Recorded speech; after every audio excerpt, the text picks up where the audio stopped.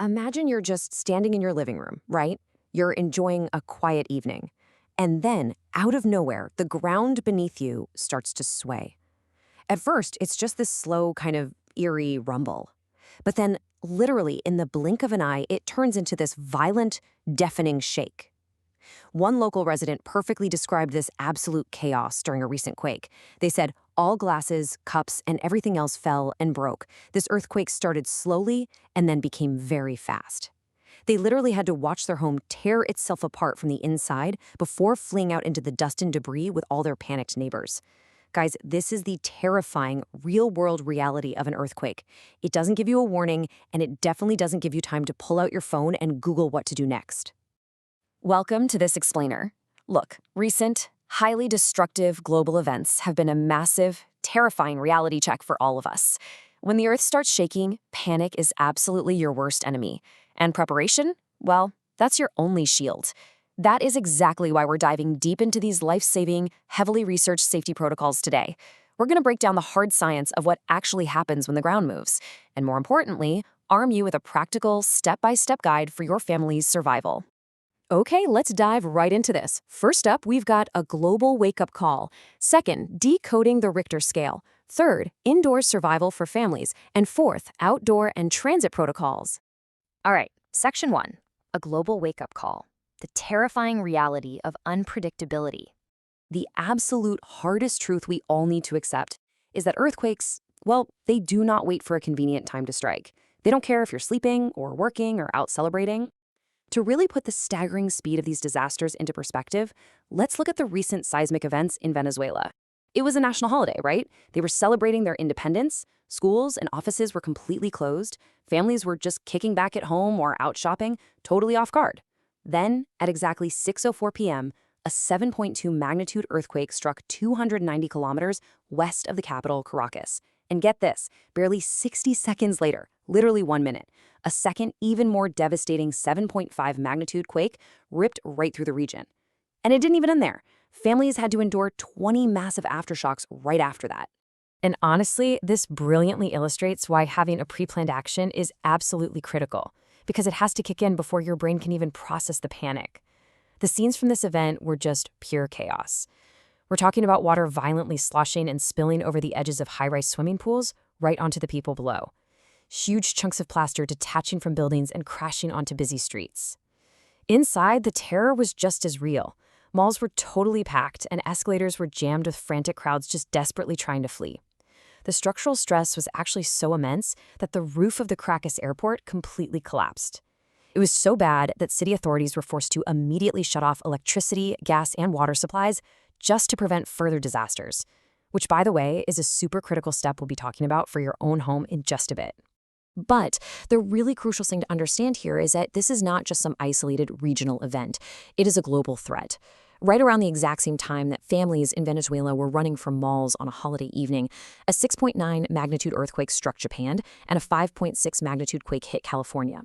And just to put this massive unpredictability into perspective, while it was 6:30 in the evening in Venezuela, it was 3:30 in the morning in India. That means millions of people were fast asleep and would have been completely 100% vulnerable if the earth shifted beneath them. Let's move on to Section 2, decoding the Richter scale. Understanding the science of building stability. Now, what's really interesting here is bridging the gap between those terrifying news reports and the actual real-world science of our infrastructure. We hear these numbers all the time, right? But let's demystify exactly what they mean for the structural integrity of your own home.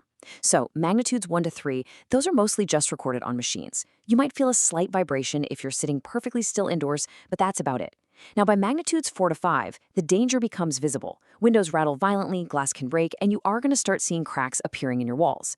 Once we hit that 6 to 7 range, serious building damage begins, and weaker structures actually start to collapse. A magnitude 8, that brings heavy devastation, literally tearing apart bridges and roads. And a 9 to 10, no way. That means massive destruction stretching over hundreds of kilometers, and it often triggers catastrophic tsunami threats. So keeping that scale in mind, let's focus in on the number 7.5. This was the magnitude of that second massive strike in Venezuela. Experts actually noted that an earthquake of this intensity hasn't been seen in that specific region for 100 years. At a 7.5, you are right on the jagged edge of heavy devastation. buildings literally begin to fall. Survival in these moments doesn't come down to luck. It comes down to knowing exactly what to do. Which brings us to Section 3, Indoor Survival for Families. Immediate reaction protocols. So the absolutely crucial point here is how you react inside your home the second that structural damage begins. These are your immediate reaction protocols. The absolute very first thing you must do, instead of trying to stand up and run, is sit down immediately. Drop. Next, you have to cover your head and neck with your hands. Protecting your head is your absolute top priority here. Finally, get under a strong piece of furniture, like a heavy table or a really sturdy bed. This right here is the holy trinity of earthquake survival. Drop, cover, and hold on. And while you are doing this, you've got to instantly memorize and avoid some specific indoor danger zones. Stay far, far away from windows because that glass will likely shatter inward.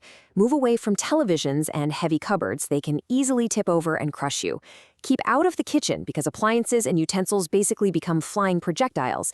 And please pay close attention to this last one because it totally goes against an old myth. Do not stand near or under doorways. Seriously, they do not protect you from falling debris nearly as well as a sturdy table will. Now, once the shaking finally stops, your immediate post-earthquake emergency checklist has to kick in. Before you even think about evacuating, you need to secure your utility supplies. Quickly shut off your home's main gas and water valves to prevent lethal fires or flooding. After that, how you exit the building is quite literally a matter of life and death. You definitely want to use the stairs to evacuate. Do not, under any circumstances, use the elevator. Remember earlier when we talked about the city shutting off power? Well, power cuts are practically guaranteed during a major quake. Elevators can suddenly halt, trapping you inside, or even worse, the violent shaking can actually snap the elevator cables entirely. The stairs are your one and only viable exit. Let's wrap up with Section 4, Outdoor and Transit Protocols, Surviving Outside the Home. So, what if you aren't perfectly enclosed in a building when the ground gives way? Well, if you're caught outside, your biggest threat is no longer the floor collapsing, it's actually the sky falling, specifically falling debris. You need to get to an open ground or a playground immediately and quickly run through this checklist of hazards in your head. You want to keep a really wide distance from large trees and street poles. Stay far back from building facades which can shed heavy plaster or glass. Avoid large hoardings and billboards, and absolutely unequivocally steer clear of overhead electrical cables, which can easily snap and become lethal hazards right there on the street. But what if you're commuting? If you happen to be driving when the quake hits, your vehicle can actually offer a really decent layer of protection, but only if you follow a precise procedure. Step 1, stop the vehicle immediately. Step 2, pull safely over to the side of the road. Step 3 is super vital. Look around and make absolutely sure you haven't parked under a bridge, inside an underpass, or right next to a tall pole. Step 4, stay inside the car. Do not get out and try to run onto a shaking street. And finally, just like if you were indoors, cover your head with your hands to protect yourself from shattered windshield glass or a collapsing roof. We've seen from these recent global events that the ground can violently shift at a moment's notice, collapsing roofs and shutting down entire cities within just seconds. Earthquakes simply do not wait for your brain to process them. So I want to leave you with this provocative thought. Is your family ready? Like, really ready? Do your loved ones actually know where the danger zones are in your house? Do they know how to shut off the gas and water? Do they know exactly what to do if they're caught on the road? Take the insights from this explainer, sit down with your family today, and make a plan. It just might